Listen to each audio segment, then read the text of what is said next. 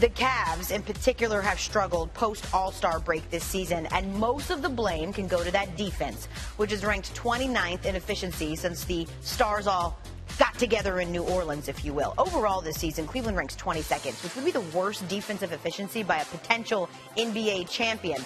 That defensive struggle led the Cavs to a 12-15 record down the stretch. That was only good for the 9th best record in the Eastern Conference during that span. So let's just say the Cavs are able to flip the proverbial switch, if you will, as they head into the postseason. They'd become just the 3rd team in NBA history to win the title after being under 500 post-All-Star break. The other ones, 57-58 Hawks and the 68-69 Celtics, did that, led by a guy you might have heard of named Bill Russell. Let's bring in a guy we've definitely heard of. That would be our Cavs reporter, Dave McMenamin. And Dave, the Cavs were as close off the court last postseason as they were successful on it. So what are they trying to do to replicate that this year? Yeah, Al, think back to last spring. The Cavs had team dinners. They hung out at LeBron's house. On the road, they were checking out, what Toronto had to offer, Atlanta had to offer, Detroit had to offer as they made their way through the playoffs. Well, LeBron James wants to let everybody know that this time around, things are different. Well, I mean, this year has been very challenging because of the simple fact that a lot of our guys haven't been able to make road trips. And Jay was out 3 months, he wasn't able to be on road trips with us. Kev was hurt, he couldn't make the road trips. Some other guys can make the road trip, so automatically some of those things change because we don't have our full unit. And we've had 24 different players on our team this year. So that's changed, in that dynamic. So, like I said, you guys are quick to base previous years on, the present year, and you can't do that all the time. We live in the moment, and we have to focus on what needs to be done today and go from there.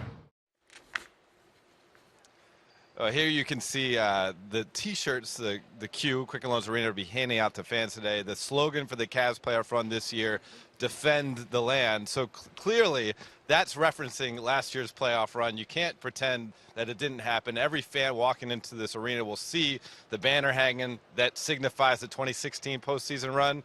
Well, the 27 postseason run will start today in earnest, and the Cavs will make new memories, hopefully both on and off the court. Hopefully new memories and can upgrade that defense a little bit. For more on that, Dave's going to be back in the 11 a.m. hour, but we're going to turn it over to Matt Berry, get a little Bruce Bowen perspective, if you will. Oh, thank you. I want to know what was on the other side of McMenamin holding the T-shirt. and who was it? Give that guy some FaceTime. Bruce Bowen here with plenty of FaceTime this morning, breaking down the playoffs. Cavs, we're not reinventing the wheel, letting people know they didn't end the season strong. 10-14 in their last 24 games. People question the defense, what's going on with Cleveland. So what do you need to see at the start of today's game to understand that the champs are ready for a postseason run? I want to see guys making defensive rotations the right way. I don't want to see someone getting all the way to the basket without anyone else around the basket when that takes place. As we've seen before, the Cavs can be really good and locked in on defense, as they are here. Look at when Isaiah Thomas takes his shot. Look at all the Cavs jerseys in the paint. And what does that do? That leads to a transition basket. They have gotten away from those types of plays throughout the season because sometimes, that whole hangover, so to speak, of being a champion, guys get bored during the course of the regular season. But they had extenuating circumstances going on within their locker room. Players lost parents. You had players with babies that have issues. So it's been a situation where they haven't been able to get back to basketball like they had in the past. But now you have the perfect time because you have one team to prepare for, and you can go over the steps that are necessary. And you're very familiar with winning NBA championships coming up in just a bit. We've talked about the Cavs all season, whether or not they're going to be able to just flip the switch come postseason time. You're going to tell us coming up in just a bit how a player shifts his mentality from the regular season to the postseason to go on a championship run. Now, despite all the Cavs struggles, which you've detailed at length on SportsCenter, Cleveland should be okay, at least in the first round. History says that a 7-seed defeating a 2-seed is just as unlikely as an 8 beating a 1.